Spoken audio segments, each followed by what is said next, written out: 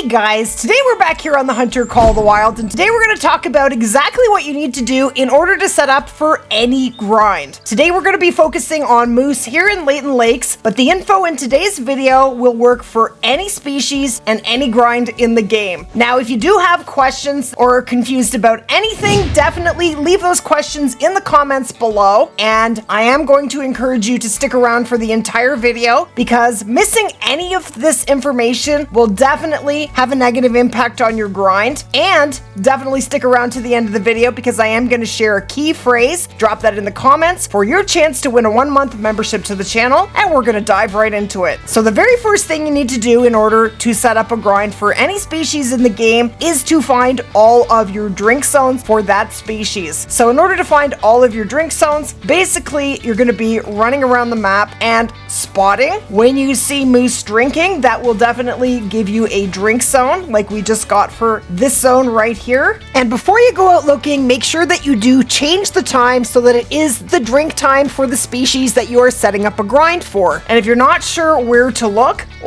there's another zone right there. Beautiful. Now, I do have super guides for every map in the game except for Quattro, and that guide will be out within the next week or two. And all of those hotspot maps are posted to my Discord. The last time I checked, this is where all of my moose zones were. So basically, we are going to be looking all the way up the river and mainly in the swamplands here, a little bit over here. But basically, moose are on the left half of the map. So that is where we're going to look. So to find these maps, you go into my Discord and the link is below every video. We have a channel here called Ladies Hotspot Maps. You can see exactly where to look for zones for every species. So that's all there for you to make life easier. Now, the other thing we have here in Discord that is very handy is the map specs channel. So thank you to Pumpkin for creating these awesome info sheets. So basically for Layton Lakes, you can click right here. What these sheets show you is every species, their class, their max level, their diamond trophy rating, their max weight in kilograms and pounds, all of their zone times, their collars, and their common and rare fur types. So we do have a sheet for every map in the game.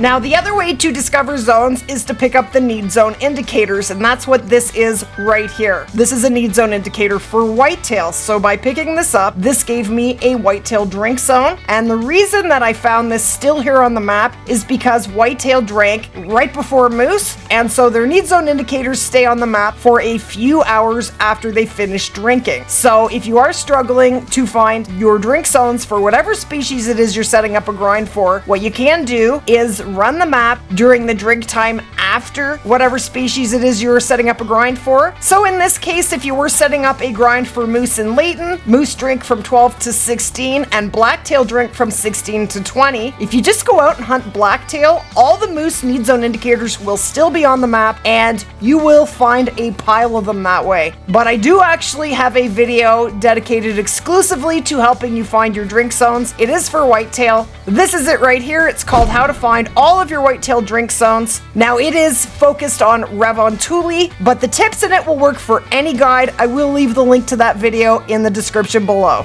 So while you are discovering all of your drink zones, you want to be carrying tents and tripods if you can afford them with you. Now, while you're running around and discovering your need zones, you want to drop tents at the zones where you have the biggest animals and they are the best zones for you. Basically, they're nice and wide open, easily accessible. Basically, that does come down to preference. And there's definitely a moose up here and I need its zone. Well, it's alarmed. Hopefully it already started drinking. Oh, it's gone aggressive. How you doing, lady? Leave me alone. No. If it doesn't start drinking, there won't be a need zone indicator and I'll have to come back and get that zone.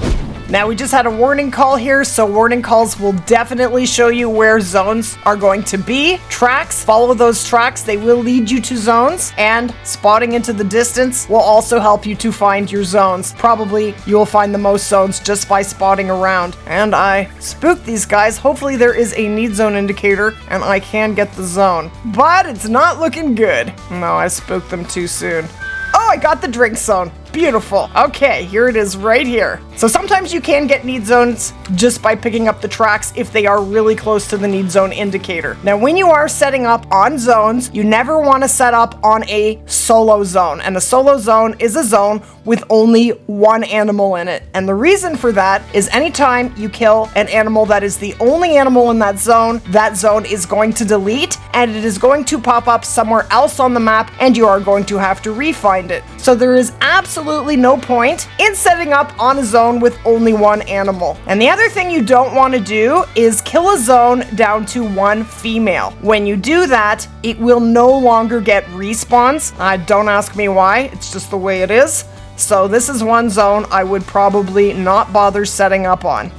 Okay, so I decided to jump over here to Revontuli Coast because I do have a completely set up whitetail grind here. So when you are setting up on your zones, you want to be dropping tents at your best zones with the biggest deer, and that is a big one. But basically the zones that are nice and wide open that you can see them, there's not a lot of brush in the way, and you can basically pick which zones you want to grind yourself. But what I do is I put a waypoint right on the zone, and then I run in the opposite direction and I drop the tent at about 250 meters. Then I like to put my tripod about 175 to 200 meters away from the zone. 175 meters is perfect because I can run right up and jump right into the tripod without spooking any of the animals. Now, you can't always do that, and I couldn't here because of the way the land is. And if you can't, it's really no big deal, but that is definitely my preference. Now, if you don't have tripods, you can start your grind without them, but you definitely need tents. Now, the max amount of tents you can put down on any map is 16, and you're gonna need all 16 tents. Now, the tent DLC does come with a few tents, but after that, you do need to purchase them. So there they are. They are 16,000 each, so they are expensive, but just a friendly reminder that when you are purchasing tents or tripods or any structures, you want to purchase the same variation. And the reason for that, when I go into my inventory here, is because they stack. I can carry one or I can carry 50 of them. They are going to weigh exactly the same as long as I purchase the same variation. Same goes for tripods, so make sure to purchase the same variation. That is very, very important. So once you've found all of your drink zones, set up 16 tents on 16 different zones, and then it is time to shoot. Now you will notice that I have pickup tents here. You're not going to have these right from the start. You are going to have to run over after you shoot your deer and pick them up. Pickup tents are a luxury. That comes later in the grind, and we will get to that. Now let's talk about inventory. Now what I carry with me when I am setting up and when I am actually grinding is I do use the 300 when I am doing any grind, whether I get integrity or not. I don't shoot trophies with the 300, but I do use it to kill most of the animals, and that is because it is going to kill them faster. You're just gonna do way less tracking when you use the 300. I don't care how many golds or silvers I get. All I care is that I get a respawn. Then I do have the Zarza 308, and that is for shooting diamonds and rares. So I do get integrity. Then of course I have my ammo. I do use, and I do highly recommend that you use the Hyperion sight. And you know what? I'm gonna show you why.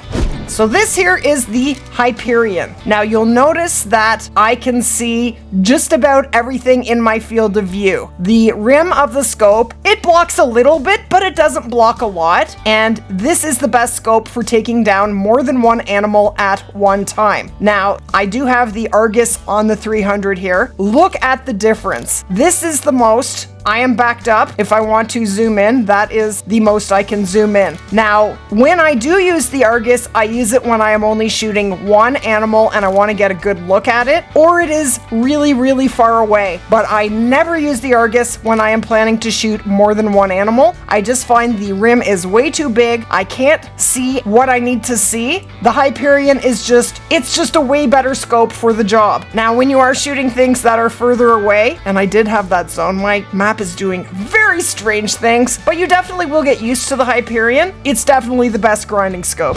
Then I carry with me the collar for whatever species it is I am doing a grind for. So for whitetail, it would be the grunt collar. For moose, it would be the moose collar, etc., etc. Then I carry with me the Apex View binoculars. The only time you need the Gen 0 binoculars is if you are grinding something that drinks at night, like black bears. Then I do carry with me tents, and tripods. And again, make sure that you are buying the same variation. So as you're finding your drink zone, set up on your best zones with tents and tripods if you can afford it. And once you have all of your drink zones found, then it is time for the fun part. Then it is time to shoot. But at this point, this is when you need to decide, are you going to use herd management or not? Now, I am going to explain the difference, and whether or not you decide to use herd management is completely up to you. But since we have a level 3 here, let's shoot him. Oh, he is very pretty, and he's guaranteed. And Splat. And he is a big one. 271.75 is a very sweet diamond whitetail. Awesome. Now that I think about it, I mean, I am using herd management. Now, if you don't plan to use herd management, you can probably just set up on 8 of your best zones and set up with pickup tents right from the start, and then just start shooting. Now, you never want to shoot females in your grind. Great ones are male, so shooting females is not going to help you in any way to spawn a great one, unless we eventually do get species that have female diamonds as great ones, but we are not there yet, so no need to shoot any females. And in fact, shooting females can actually have a very detrimental effect on your grind. What it does is, from what I have seen, it causes your zones to basically split, and it creates a new zone, and until you find that new zone, you will stop getting consistent respawns. So you want to be very careful not to shoot does when you are doing your grind. So if you're not using herd management, you can set up just the way I have done right here with right here. I have a tent here. I'm shooting down at this zone. Then I run down here, and I also shoot over here, and they actually don't spook. Then I come down here, and before I pick either of them up, I shoot at this zone across the street here. It's not really a street, but I call it across the street. And I am able to grind 3 of the 4 zones here. This is actually an all-female zone, so I just ignore it. If you have zones that are all does, just don't go there. Now, shooting bigger deer is better than shooting smaller deer. I think that by shooting the mid to higher level deer, you are going to spawn diamonds faster. I think shooting the tiny ones it's just not very helpful. So if you get to a zone and you have nothing but tiny deer and you're not using herd management, you definitely can shoot them. But what I would actually recommend is pulling up your tent and tripod and setting up on another zone with bigger deer. But that's totally up to you. You can definitely just shoot whatever males you have, and you will eventually spawn a great one. Now, if you'd like to know how herd management works, I am going to go through that in today's video as well. So with herd management, what you want to do is set up, like I mentioned before, on 16 zones. Pick half of them, pick 8 to be your main shooting zones, and all of the rest of the zones on the map, all the rest of the drink zones, are going to be considered exterior zones. Those are zones that you want to have the small deer in. So you want exterior zones to end up with little guys like this one right here. Once you are set up on 16 zones, you start your rotation, and you want to rotate on all of the zones at the same time. You don't want to be shooting just exterior zones or just main zones. You're going to be grinding on all 16 zones in one rotation. And you want to be shooting 2 deer from each zone. And the reason for that is when you shoot more than 2, it can cause deer to basically not respawn into the same zone. It can cause jumpers, and that basically means that your respawns can jump out to zones that you have already shot down, and you don't want that to be happening. So we're only going to shoot 2, and we are going to shoot our 2 biggest. So you can see here why using the Hyperion is so much better. I can just see everything that's going on and not as much as block. Now, if these guys would stop moving, that would be delightful. Okay. And double splat. We got 2. Now, I like to hunt with my Bloodhound. I find him very handy for finding my kills, especially with moose. Have a floater. Are you kidding? So as you're doing your rotations, when you spawn a level 3 or a diamond of whatever species it is that you are grinding, you want to stack it on your main shooting zones. And what stacking means is basically you're going to save it for later. You're not going to shoot it right away. And the reason you're going to do that is because what it is going to do is the more diamonds you have left on your map, that is going to cause you to get smaller respawns. And that might sound like a bad thing, but that is what you actually want to happen at most of your zones. You want smaller respawns at your exterior zones, so that way you don't have to go there anymore. There is nothing there for you to shoot. So as you're doing your rotations, when you get to a main shooting lake, you're going to shoot the mid-levels. If you have nothing but small deer, it's okay to shoot the small ones if you have nothing else to shoot at a main shooting lake. But if you get to an exterior zone and you have all small ones, then that's when you say yes. That's what you want. And then you pull up your tent and your tripod and you move it to another zone. And you keep doing that until all of the zones on the map, except for your 8 main shooting zones, have tiny deer in them. And that's when you can actually pull your tents from the exterior zones, set them up on your main shooting lakes as pickup tents, and at that point you can shoot the diamonds. You don't need them anymore, and then it's time to just shoot those main shooting lakes. And that's where I'm at right now. I am grinding on this lake, this lake, this lake, down here on Elephant Trunk Lake, and this one right here. That's it. I am set up on a couple other spots, but they are shot down. I just don't need the tents right now. So every once in a while I leave them there so that I can check, because every once in a while they do tend to jump out, and you do have to go out and check to see if you have anything big at the exterior spots, but that doesn't happen too often, luckily. Now, one thing that's very handy is if you have zones that are right across from each other, you can actually set a tent right up on the zone or very close to it. Here's my tent. When I come into this tent, I can shoot across at this zone. Then I can fast travel over here and pick up my kills, jump into a tripod, and these deer will then render in. I can then shoot back and then fast travel to this tent and go pick them up, and you can grind both zones at the same time. So that is very handy. Now, I did change the time.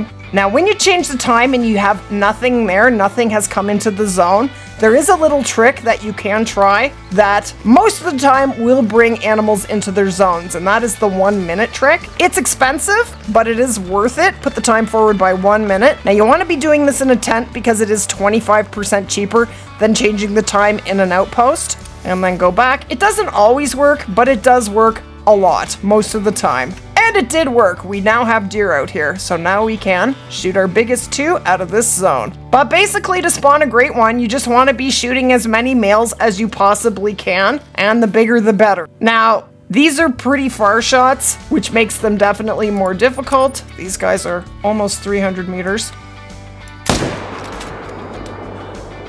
And I didn't get my shot in. It is hard sometimes, but let's see. Splat! We got them both. Beautiful. So now I can just fast travel to this tent and go get them. Now, I also want to mention that when you find tiny level 2s with whitetail, if they look like a level 1, treat them like they're a level 1. So you can leave the tiny 2s at exterior lakes. Hello, bunny. And that was a 273 meter double lung. And I did shoot it with the 300, but doesn't really matter. Doesn't bother me! And we're getting a respawn for him too. Now, if you are doing a whitetail grind in Revon Thule, I find these zones at the top of the map are the very best. They're nice and wide open, and I am set up mostly at the top of the map. Now, in Revon Thule, you should have between 60 and 70 whitetail drink zones. Now, the reason you want to find all of your drink zones first is to ensure consistent respawns. And if you aren't getting consistent respawns, there's a good chance that you are missing zones, and even missing one drink zone can stop your whitetail from respawning. So if you're not getting consistent respawns and you are doing the 1 minute trick and nothing is working, get back out there and look for more drink zones. Now, definitely go to lakes that you already do have zones on. I find zones come out in stages. So for example, there are 4 drink zones on this lake. When I first come here to look for drink zones, I might find 2, maybe 3, but probably all 4 of them are not going to be out drinking. I will have to go back to find more zones. So go to the spots where you already have zones and recheck, but every piece of water where whitetail can be needs to be checked when you are looking for those drink zones. So that is it in a nutshell. I really hope that helps you guys to put way more great ones in your lodge. And if you did enjoy the video or find it helpful in any way, guys, hit that like button. And the key word for today's video is I love great ones. Thank you guys so much for watching. If you enjoyed today's video and would like to learn more, click here for the Super Guide playlist.